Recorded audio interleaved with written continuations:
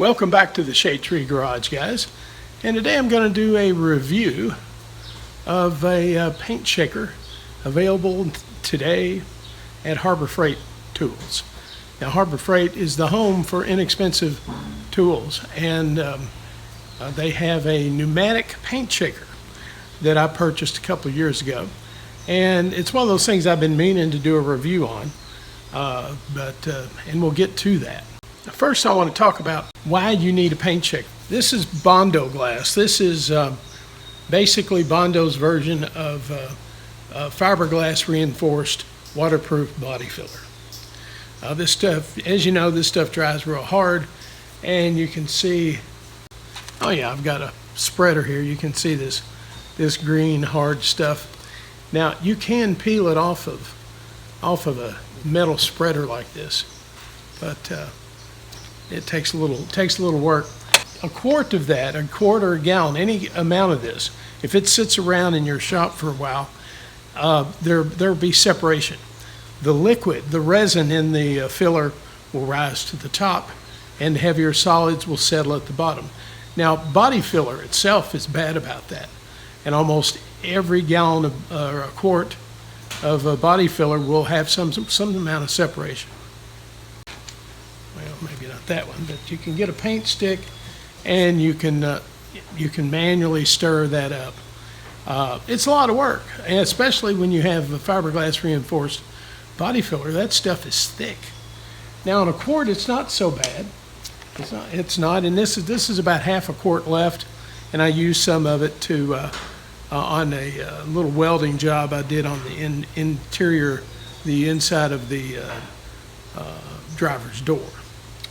And I did stir this up by hand, and it took a little time, and it tested the strength of my paint stick, but it didn't break, and I got it stirred up successfully. Now, they make attachments for your drill that basically are, resembles a mixer, and you can use that. You can hook it up to your drill and put that in your paint or your body filler or your primer or whatever, to basically rehomogenize it, if you will, to get it all mixed back up. But paint, body filler, primer, all these materials after a period of time will settle out. Now, today I'm going to be mixing this. This is Eastwood Rust Encapsulator, and they have there's a couple of different versions of this, and I think it's available in different colors. This is flat black. And I think there's a newer version of this. Is the original Rust Encapsulator. And so now this sort of material will settle out fairly quickly. I used some time back, and I opened the can, and I can show you, maybe. Let me show you how quickly this stuff will settle and become a problem. Now, let me lower this down or tilt it forward a little bit, maybe. All right, this is the Eastwood Rust Encapsulator. It's about, I don't know, about half full maybe, or no, it's about 3/4 of a can. All right, now, if you look down in here, you've got the thin liquid on top.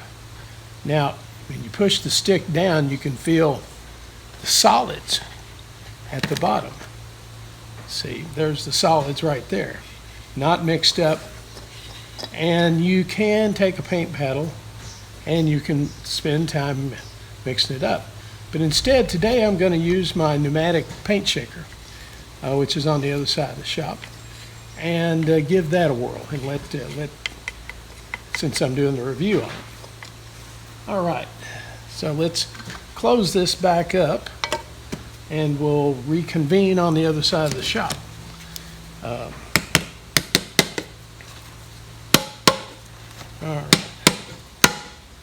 All right, so let's head over to the other side of the shop and do some shaking. All right, guys, we've reconvened on the other side of the shop, and this is my paint shaker. Central Pneumatic brand.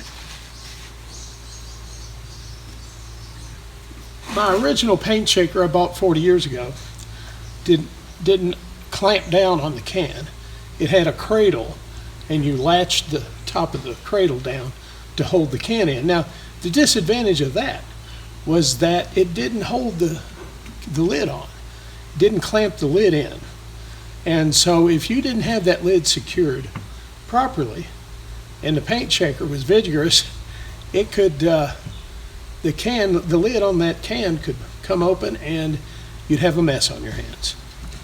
All right, so let's open this up, place our can. All right, and cinch it up pretty good. All right, now this is the business end. I've got a shut-off valve here, shut off right now, and then this is where the air line goes. All right, now the importance of this valve is that it controls the speed of your shaker. All right, we got her clamped good there. All right, so let's get this thing shaking, shall we? I'm not going to run it at full speed.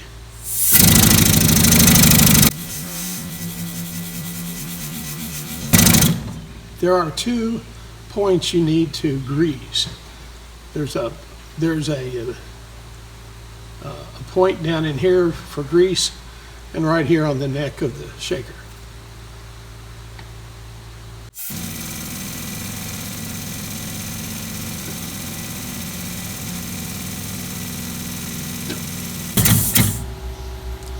Now, I don't have a timer.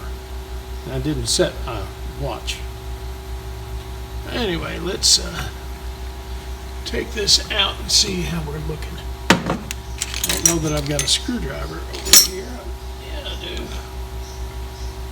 All right, let's see what we're looking like now. See how our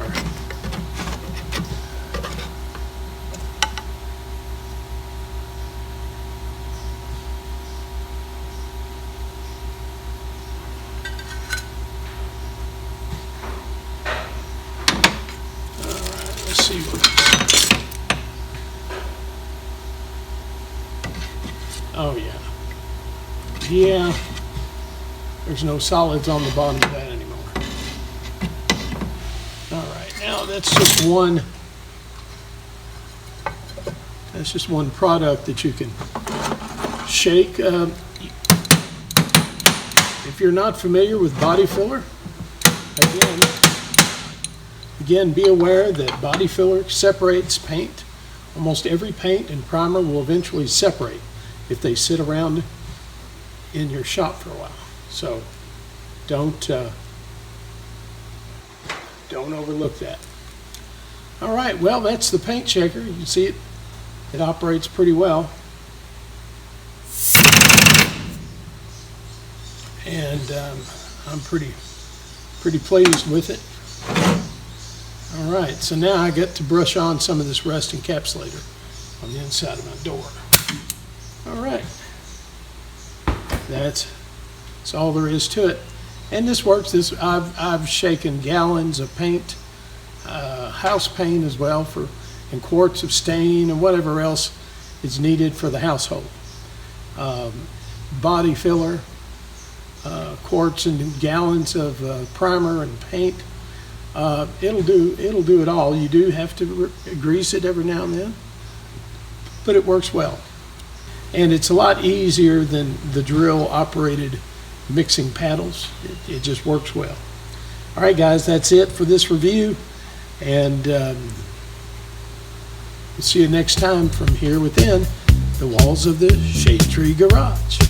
Take care.